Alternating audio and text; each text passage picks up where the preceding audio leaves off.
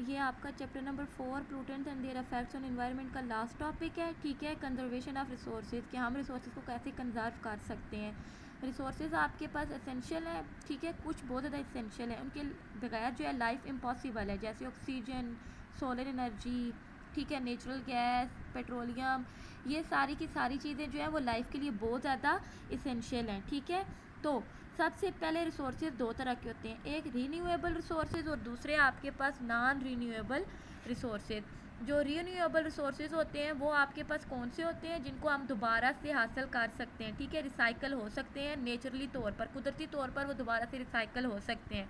जैसे आपके पास ऑक्सीजन है, सोलर एनर्जी है, ठीक है, बायोमास एक्सेट्रा, ये सारी की सारी चीज़ें जो है वो रीन्यूएबल रिसोर्सेज में आ जाती हैं, ठीक है, ये नेचुरली तौर पर, ठीक है। लेकिन कुछ जो होती हैं वो आपके पास नॉन रीन्यूएबल रिसोर्सेज हैं, जैसे आपके पास कोल, पेट्रोलियम, नेचुरल गैस, ठीक है, ये सारी की सारी आपके पास कौन सी हैं, ये नॉन रीन्यूएबल रिसोर्सेज में आ जाते हैं, और इनको दोबारा हासिल करना हमारे लिए बहुत ज़्यादा डिफ़िकल्ट होता है, ठीक है।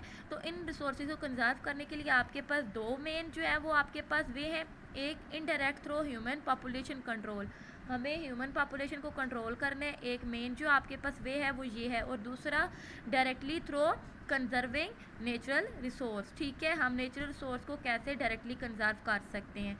इसके लिए कुछ पॉइंट्स उन्होंने बताए हैं जिसके थ्रू हम इन रिसोर्सेज को कंजर्व कर सकते हैं या एयर पोल्यूशन को कंट्रोल कर सकते हैं। वो पॉइंट्स आपके पास हैं कैसे हम जो है वो एयर पोल्यूशन को कंट्रोल कर सकते हैं या नॉन रिन्यूएबल रिसोर्सेज को जो है हम जो है वो ज़्यादा से ज़्यादा कंट्रोल कर सकते हैं, ठीक है। सबसे पहला क्या है, domestic and other solid waste.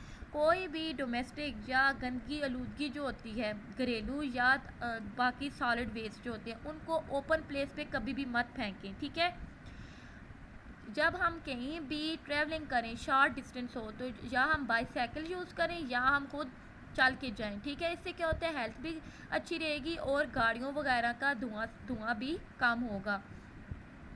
गाड़ियों वगैरह के धुएं में जो हमारे पास सल्फ़र होता है, हम ऐसा फ्यूल यूज़ करें जो कि सल्फ़र फ्री हो, ठीक है, जिसमें सल्फ़र बहुत कम हो, ठीक है।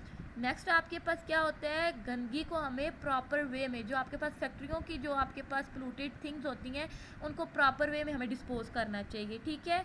जो वाटर सीवरेज है, ठीक है, ड्रेन प्रॉपरली, उनको उसकी सफाई का प्रॉपर ख्याल रखना चाहिए, ठीक है।